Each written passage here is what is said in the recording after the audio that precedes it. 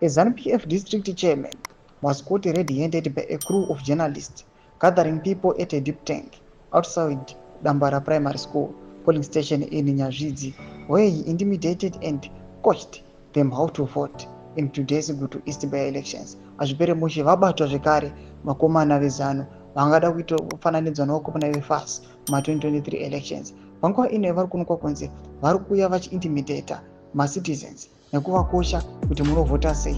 Kungava kuonekwa sekubirira kuchiitwa sarudzo awa dzekugutu East. Nobva subscribe or like utombe bell icon.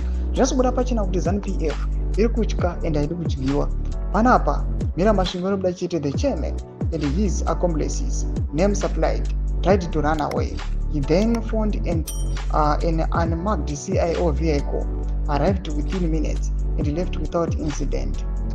The irony and the tragedy of the rigging and intimidation going on at Dambara is that the polling station is within 500 meters of Gutu district's West Liberation War battlefield at Munwe, Wamari, Mushai, where in 1979 a group of 12 Zanta freedom fighters, except one, were wiped out by Rhodesia security forces. Over 30 Mujibas and Chimbuidos were also bombed to death in a fierce air-to-ground battle that lasted 6 hours from 10 to 4 p.m. These Zanlas, Mujibas and Chimbuidos died for nothing.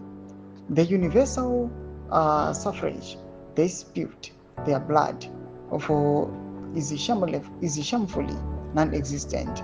Independent MP Gift Gonesesi polling agents Jemitias Masuku and Esther Madziva confirmed that they had filed a report with the polling officer and police over the intimidation and campaigning within the restricted 300-meter radius. ZANU-PF Mashinkise is contesting in the elections. Ndo mashikambira nyuka panapa nemapictures abuda chishuwa panapa zvinidhowa kumuna vabatwa on camera. Ndakoma section medu nza mafumiro edu muri kudipa musoro pechitiko ichi. So subscribe or like, so don't on the bell icon.